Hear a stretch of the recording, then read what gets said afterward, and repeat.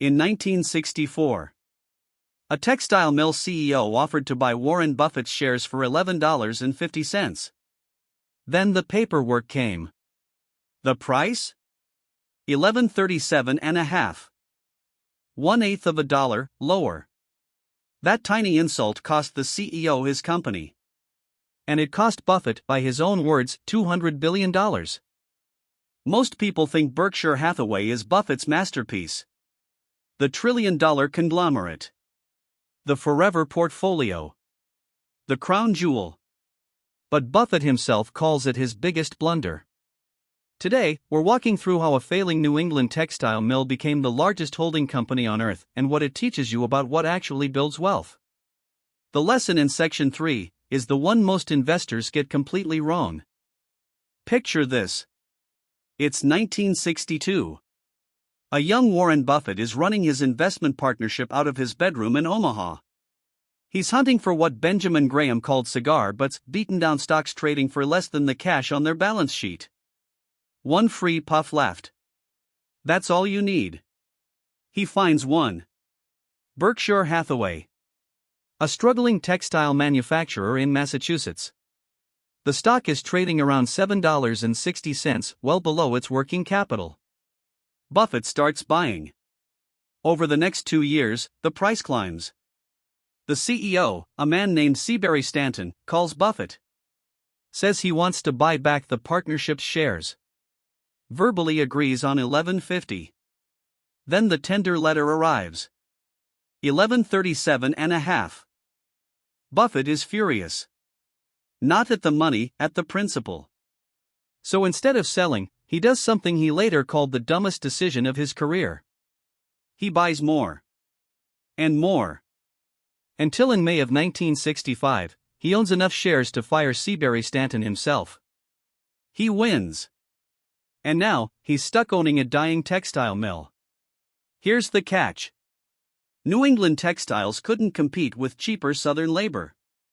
Or imports. The business bled cash for the next 20 years. Buffett didn't officially shut the mills down until 1985. 2 decades of pain. But here's where the story gets really interesting. Buffett can't fix textiles. So he asks a different question. What if I stop trying to save this mill, and start using it as a vehicle for something else entirely? In 1967, he uses Berkshire's cash to buy a small Omaha insurance company called National Indemnity. The price $8.6 million. To everyone else, it looked like a sleepy regional insurer. To Buffett, it was the secret weapon. Insurance has a beautiful quirk. Customers pay premiums today, but claims get paid out years later. That gap of money is called float. And while it sits there, Buffett can invest it. It's like getting a giant interest-free loan from millions of policyholders. National Indemnity gave him about $20 million of float. By 2023, Berkshire's float had grown to over $164 billion. Then, in 1972, Charlie Munger pushes Buffett to do something Graham would have hated. Buy a great business at a fair price, instead of a mediocre business at a bargain. The target, See's Candies.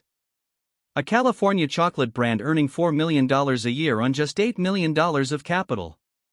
The asking price, $25 million. Buffett almost walked. The price seemed too high. Munger held firm. They bought it. And See's Candies went on to throw off over $2 billion in pre-tax cash over the next 50 years. With almost no additional capital required. That deal rewired Buffett's brain. Pricing power. Brand loyalty. Capital efficiency. Suddenly, cigar butts looked small. Now we get to the part most people skip. The math. From 1965 to 2023, Berkshire compounded at 19.8% annually. The S&P 500 about 10.2%. Sounds close, right? It isn't. $10,000 in the S&P over that period grew to roughly $3.7 million. The same $10,000 in Berkshire grew to over $440 million. That's not a typo. That's compounding. How did Buffett pull it off? 3 rules.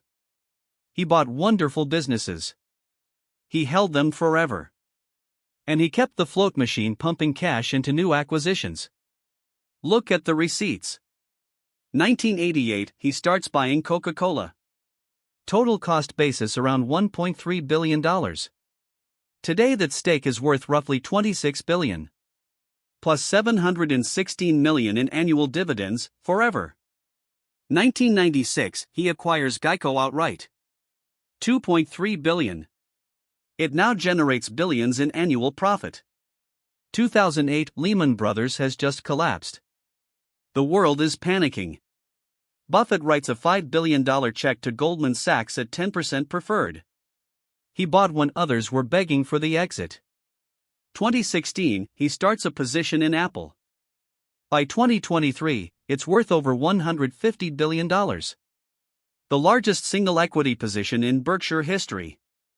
And in August 2024, Berkshire Hathaway crossed $1 trillion in market value. The textile mill that started it all? Closed in 1985. The shareholders who held that failing stock from 1965 forward watched their shares climb from under $15 to over $620,000. Here's the thing nobody tells you. Buffett didn't get rich picking the perfect first stock. He got rich because for 60 straight years, every dollar of profit got redirected into something better. Berkshire isn't a stock. It's a discipline. A patient, relentless habit of taking cash from an SOSO business and feeding it to a great one. Compounding doesn't reward genius. It rewards consistency. And time. What's one business you'd happily own for the next 30 years if the stock market closed tomorrow? Tell me in the comments, I read every one. If this changed how you think about long-term investing, hit subscribe. Tomorrow we're tackling the mistake that almost every retail investor makes when they try to copy Buffett's playbook. You don't want to miss it.